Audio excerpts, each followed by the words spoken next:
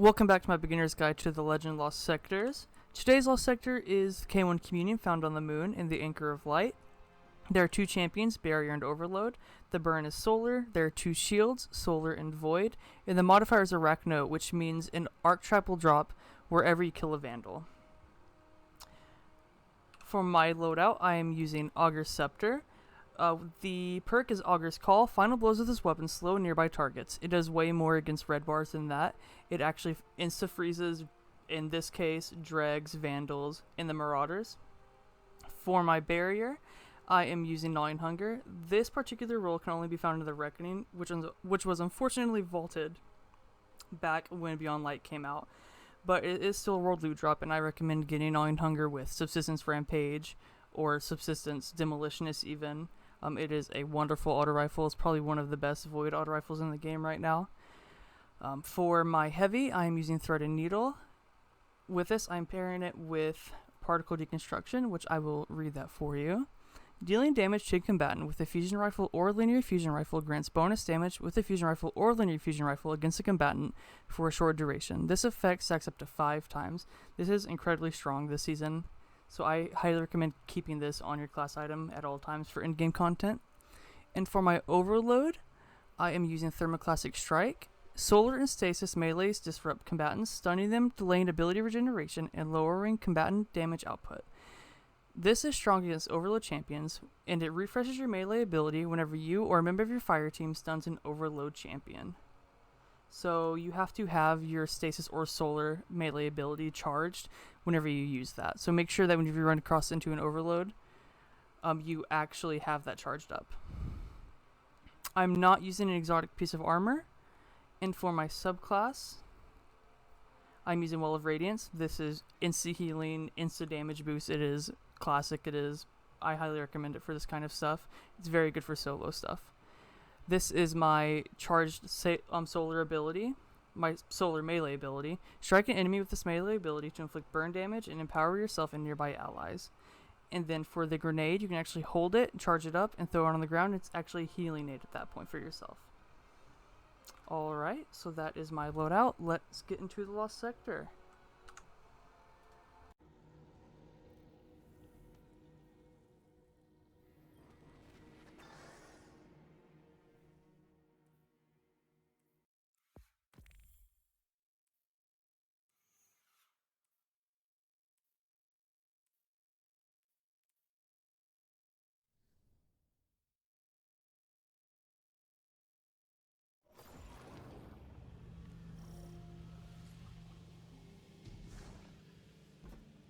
Alright, for this first room, there are going to be a lot of red bar ads, Dregs, Vandals.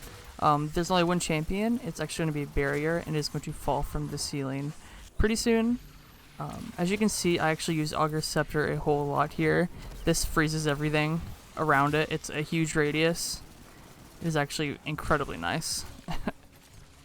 Alright, see, in this case, everything's frozen because of Augur's Scepter. It's basically just free kills at that point.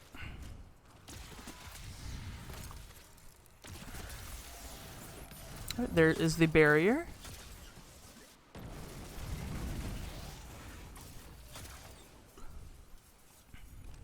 That is the first room done. As I said before, there are a lot of ads in this, so it's easier to play like at the entrance of a room behind cover than it is to just run in there and try to get kills quickly.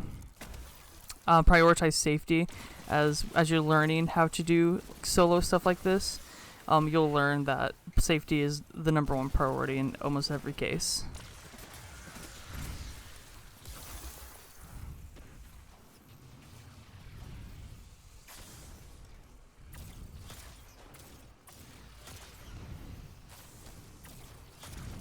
There's actually only one more Barrier in this room. And I may have not mentioned it, but Augur's Scepter is from the Season of the Lost Exotic Quest. It came out this past week. If you don't have it, I highly recommend you pick it up.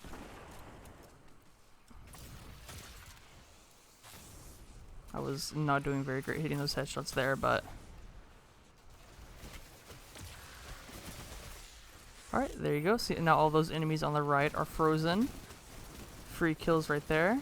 I'm staying up front behind this cover. That's because they throw a bunch of grenades. The arc bolts actually track to you somewhat, so it's better just to be safe. If you're warlock, put a rift down, but for the most part, just stay behind cover if you can.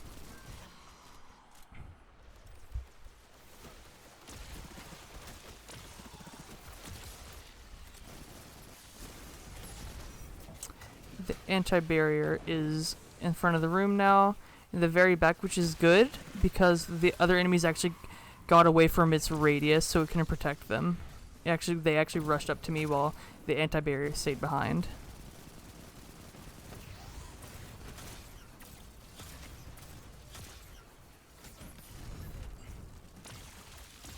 Oh, and that is a mine from the Arachno modifier. If you get too close to it, they'll pop up in the air and give an audio cue that they're about to blow up.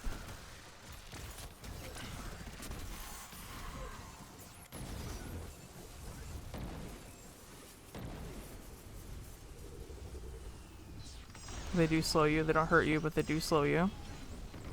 The first overload is going to be in this room up here to the left. They teleport a lot, used to being annoyed by them. Best thing you can do is try to stun them as soon as you can.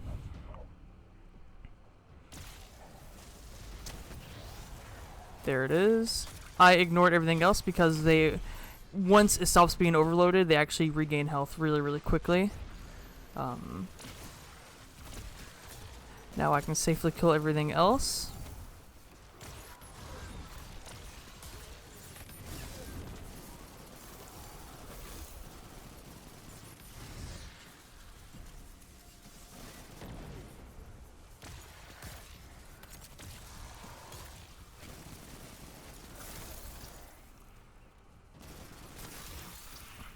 In this next big room, it is actually the boss room, and the next overload is right here immediately. As soon as you come out of this door, you're going to see it teleporting around here in a second. There it is. I had to make sure everything else was dead because those would be so annoying. Plus he's frozen right here, so that gave me some time to actually run up to him and punch him. And I got my solar back, my solar melee back because of the thermoclastic strike. This room, play as safe as you can. More and more enemies spawn. So just play towards the front of the room if you can. And just clear things as you go. And remember, speed is not key here. If you don't feel safe, just kill everything you can around you. And then gather your bearings and try again.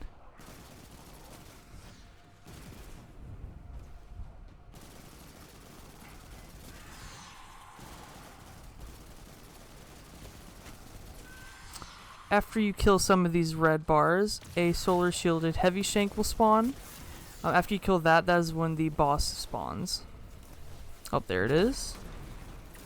Make sure you have a solar weapon or something out there to deal with that shield. In that case, I had a grenade. Alright, and now here comes the boss.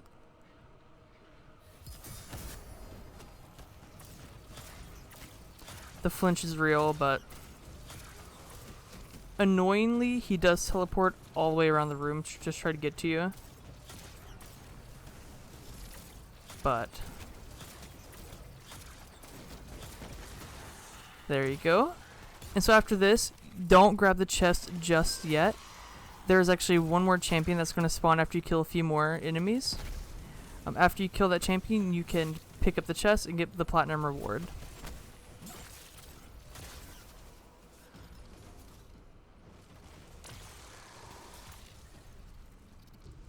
There we go, just freezing some stuff.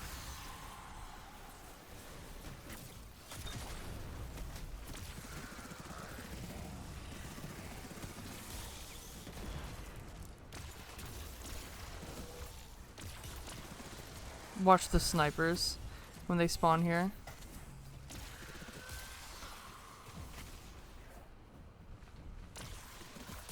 I stayed up on this like rafter connector bridge. I don't know exactly what to call this where I'm standing right here, but it gave me ample cover when I needed it.